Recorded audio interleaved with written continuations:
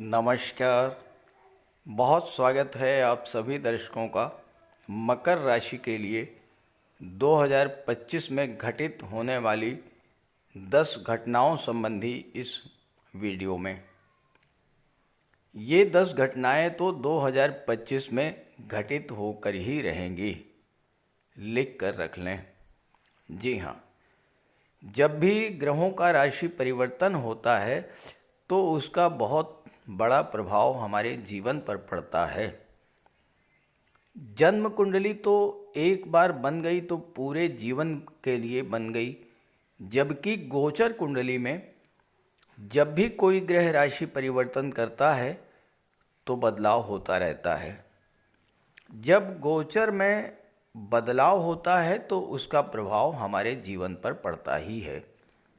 ये बात अलग है कि अच्छा प्रभाव पड़े या बुरा प्रभाव पड़े।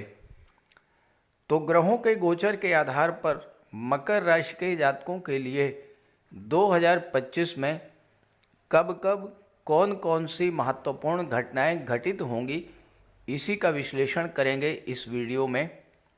ज्योतिष हमें यही सिखाता है कि जब कोई अच्छी घटना घटित होने वाली है तो उसका पूरा प्रयास करके ज़्यादा से ज़्यादा लाभ लेना चाहिए, और अगर कोई अशुभ घटना घटित होने वाली है तो पहले से पूरी सावधानी बरतते हुए खराब समय को काट लेना चाहिए। इसी उद्देश्य से ये वीडियो अपलोड कर रहा हूँ ताकि आपको पहले ये जानकारी रहे कि आपके जीवन में कब कौन सी घटना घटित होने वाली है और आप उसी के अनुसार अपनी प्लानिंग कर लें पहले से। पूरा वीडियो बहुत ही महत्वपूर्ण है, ध्यान से देखिएगा और अपने साथियों अपने मित्रों को भी ज़रूर शेयर कीजिएगा। ये विश्लेषण आपकी चंद्र राशि के आधार पर ख़त्म की जा रही है। तो ये मकर राशि के जातकों की 2025 की गोचर कुंडली आपके सामने है। इसमें मैंने 4 बड़े ग्रहों का गोचर ही दर्शाया है। बाकी 4 ग्रह सूर्य, बुध, मंगल और शुक्र हर महीने राशि परिवर्तन करते रहेंगे और उनके राशि परिवर्तन के आधार पर ही 10 घटनाओं का निरूपण किया जाएगा। इन 4 ग्रहों का गोचर पहले समझ लीजिए। शनिदेव आपके धन भाव में हैं कुंभ राशि में और राशि परिवर्तन करेंगे 29 मार्च को, मीन राशि में आ जाएंगे। राहु 29 मई को राशि परिवर्तन करेंगे, धन भाव में आ जाएंगे कुंभ राशि में। देवगुरु 14 मई को राशि परिवर्तन करके छठे भाव में मिथुन राशि में, और 18 अक्टूबर को कर्क राशि में आ जाएंगे सप्तम भाव में। केतु जो भाग्य भाव में हैं 29 मई को राशि परिवर्तन करेंगे और अष्टम में आ जाएंगे। इसके अलावा बाकी 4 ग्रह लगातार राशि परिवर्तन करते रहेंगे। अब बात करते हैं पहली महत्वपूर्ण घटना कौन सी है। देखिए, 29 मार्च को मकर राशि के जातकों के जीवन से बहुत बड़ा संकट समाप्त होने जा रहा है। शनिदेव की 7.5 समाप्त होने जा रही है और आपको ये लगेगा कि 7.5 वर्षों से जो कष्टों का बोझ अपने सिर पर लिए आप घूम रहे थे उससे आपको राहत मिलने जा रही है। शनिदेव जाते जाते आपको बहुत कुछ दे करके जाएंगे। देखिए, कोई भी ग्रह जब राशि परिवर्तन करता है तो उस समय बहुत बड़ा प्रभाव होता है, और जब दूसरी राशि में गोचर करने जाता है तब उसका बहुत ज़्यादा प्रभाव होता है अंत में और शुरू में। तो जनवरी से ही आपको इसका प्रभाव दिखाई पड़ना शुरू हो जाएगा। क्या प्रभाव होगा? 28 जनवरी तक शुक्र और शनि की युति बनेगी धन भाव में, Venus and Saturn in second house. और इसके बाद 28 जनवरी को शुक्र मीन राशि में आ जाएंगे और 28 जनवरी से 31 मई तक अपनी उच्च की राशि में रहेंगे। ज़रा सोचिए, कभी आपने शुक्र का इतने लंबे समय तक का गोचर देखा है आपने? ये 2025 एक ऐसा वर्ष है जिसमें पहली बार ऐसा हो रहा है कि दैत्य गुरु शुक्र जो कि सुखों के कारक हैं, धन के कारक हैं, भौतिकता के कारक हैं, कंफर्ट लग्जरी के कारक हैं, विवाह के कारक हैं, बहुत दाम्पत्य सुखों के कारक हैं, कला और सौंदर्य के कारक हैं, और वो ग्रह पूरे 4 महीने तक अपनी उच्च की राशि में गोचर करे तो इससे अच्छी बात क्या हो सकती है। अगर शुक्र दुनिया में ना हो तो क्या रह जाएगा? ना कोई सुख होगा, ना खुशी होगी, ना कोई आनंद आएगा, ना धन होगा, ना सौंदर्य होगा, ना प्रेम होगा, ना आकर्षण होगा, कुछ भी नहीं होगा। तो जनवरी से ही आप मान करके चलिए 31 मई तक, यानी पूरे 5 महीने शुक्र का जबरदस्त लाभ आपको इस गोचर काल में मिलने जा रहा है। तो यहाँ पर रहते हुए शुक्र पहला कार्य तो यही करेंगे कि आपके भाग्य को जागृत करेंगे, क्योंकि दशम नवम भाव पर दृष्टि पड़ रही है। दूसरा कार्य क्या करेंगे? शुक्र पंचम भाव के स्वामी हैं, तो संतान प्राप्ति की इच्छा को पूरा करेंगे। संतान से, शिक्षा से आपका लगाव बढ़ेगा, और जो लोग रिलेशन में हैं उनके रिलेशन में प्रगाढ़ता आएगी, क्योंकि शुक्र के साथ 31 मई तक राहु भी रहेंगे। शुक्र राहु का अपार धन योग बनेगा 31 मई तक, क्योंकि 29 मई को राशि परिवर्तन करेंगे राहु, तो 4 महीने तक राहु शुक्र की युति रहेगी। राहु की दृष्टि पड़ेगी सप्तम भाव पर, शुक्र पंचम के स्वामी हैं। जो जातक विवाह के इच्छुक हैं, जो जातक रिलेशन में हैं, उनके लिए विवाह का बहुत ज़बरदस्त योग रहेगा 31 मई तक। इसके अलावा जो नए रिलेशंस बनाना चाहते हैं उनके लिए भी समय बहुत अच्छा रहेगा। दाम्पत्य जीवन में किसी तरह की कड़वाहट थी, कोई समस्या थी, वो समस्या समाप्त होगी। स्थिति यहाँ तक बिगड़ गई हो कि सेपरेशन की स्थिति बन गई हो, उस स्थिति से भी बाहर आएंगे आप इन 4 महीनों में। हाँ, अगर आपने प्रयास किया, आपके अंदर इच्छा शक्ति है, तभी होगा, अन्यथा तो फिर अगर आपके अंदर इच्छा शक्ति ही नहीं है तो कुछ भी नहीं होगा। शुक्र दशम के स्वामी हैं, राहु की दृष्टि दशम भाव पर पड़ेगी। आपके कैरियर के लिए ये समय बहुत बेहतर रहेगा। आपके कार्यस्थल पर किसी तरह की कोई समस्या थी, कोई तनाव की स्थितियां चल रही थी, सीनियर से, बॉस से आपके संबंध खराब हो रहे थे, शुक्र इसके स्वामी हैं, राहु के साथ हैं।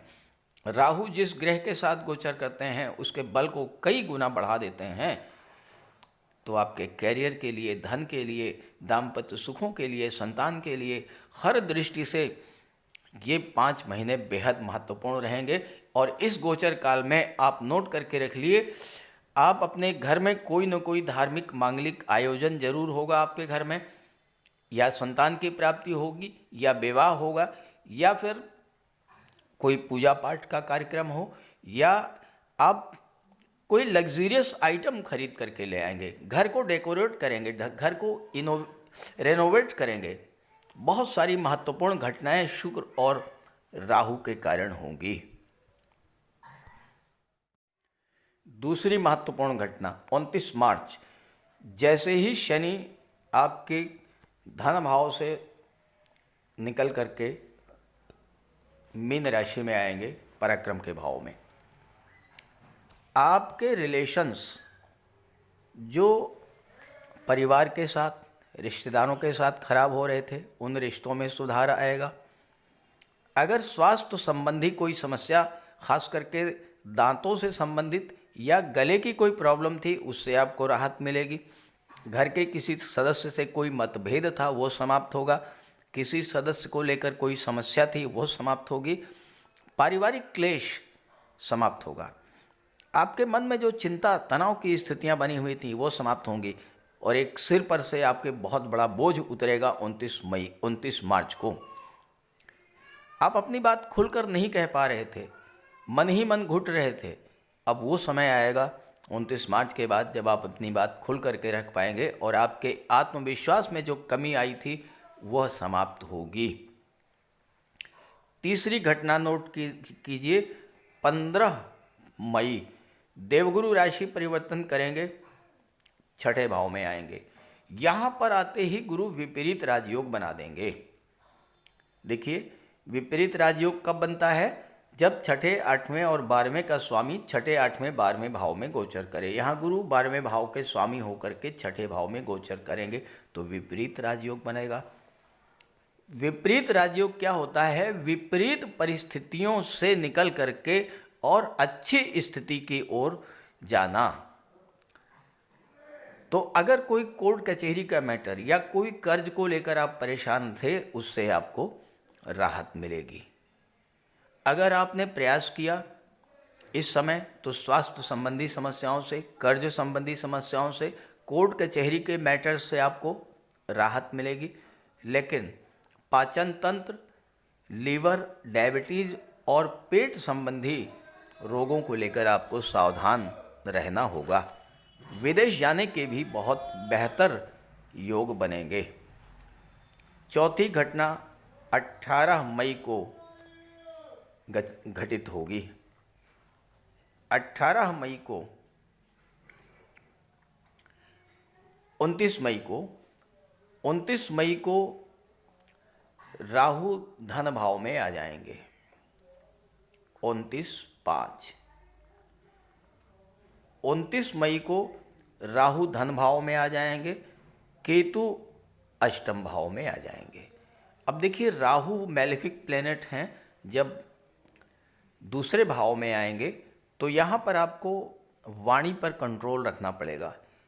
ये सावधानी बता रहा हूँ, ध्यान रखिएगा। 29 मई को आपकी वाणी खराब हो सकती है। कटु भाषा का प्रयोग करने से बचना होगा आपको, अन्यथा परिवार में, रिलेशन में, जीवन साथी से संबंध आपके खराब हो सकते हैं। और 18 मई के बाद चूँकि राहु की दृष्टि अष्टम भाव पर पड़ेगी और अष्टम में केतु का गोचर है, आपके मित्र कैसे हैं, आपकी संगति कैसी है, इसका भी ध्यान आपको रखना होगा। और खान पान का विशेष ध्यान रखना होगा। मद्यपान, मांसाहार से दूरी बना कर के रखनी होगी। हालांकि आपकी वाणी में चतुराई, चालाकी तो बहुत तेजी के साथ बढ़ेगी। पांचवी भविष्यवाणी, पांचवी घटना नोट कीजिए। 29 मई को राहु जब धन भाव में आएंगे तो राहु की दृष्टि 8वें भाव पर पड़ेगी। अगर आपका कोई पैसा कहीं फंसा हुआ है, पैसा कहीं डूबा हुआ है, तो 29 मई के बाद अगर आप प्रयास करेंगे तो आपका वो डूबा हुआ पैसा आपको मिल जाएगा। जो गवर्नमेंट रिटायर्ड पर्सन हैं, जिनका फंड, पेंशन, ग्रेचुटी का मैटर पेंडिंग है, अगर वो 18 मई के बाद प्रयास, 29 मई के बाद प्रयास करेंगे तो सफलता मिलेगी। छठवीं घटना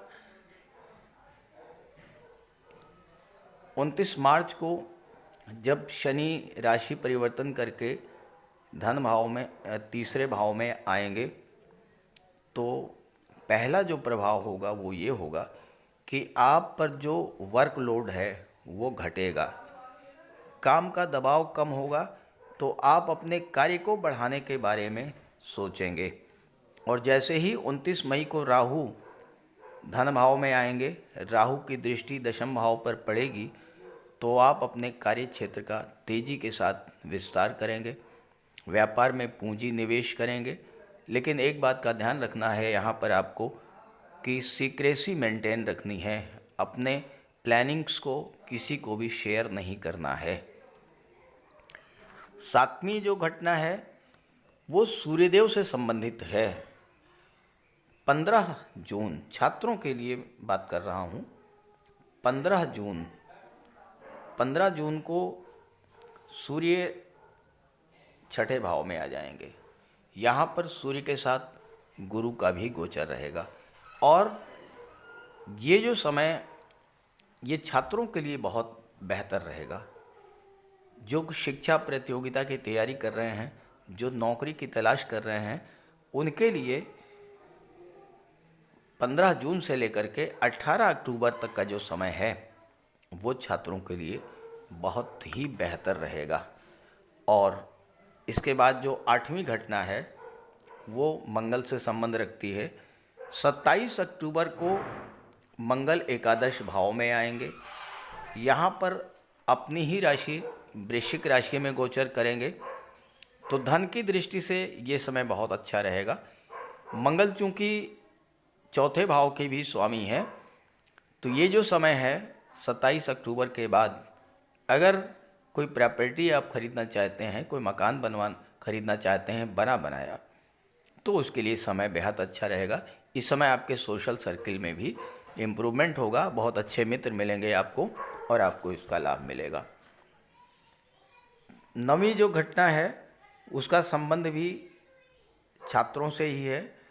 15 मई से 17 अक्टूबर सूर्य पंचम में रहेंगे, फिर छठे भाव में जाएंगे और फिर सातवें भाव में। यहाँ पर त्रिकोण के भाव में गोचर करेंगे, यहाँ पर केंद्र के भाव में गोचर करेंगे, और छठे भाव में तो सूर्य जब भी होते हैं तो सरकारी नौकरी का योग बनता ही है। तो छात्रों के लिए 15 मई से 17 अगस्त तक का समय जो है बेहद महत्वपूर्ण रहने वाला है। अगर आप प्रतियोगी परीक्षाओं की तैयारी कर रहे हैं और इस गोचर काल में विशेष प्रयास करते हैं 15 मई से लेकर के और 17 अक्टूबर तक, तो आपको सफलता का भी प्रबल योग बनेगा। और 10वीं घटना है 17 अक्टूबर से लेकर के और 10 दिसंबर तक शुक्र का गोचर दशम भाव में होगा और इसके बाद शुक्र एकादश भाव में गोचर करेंगे। यहाँ पर शुक्र मालव्य राजयोग बनाएंगे।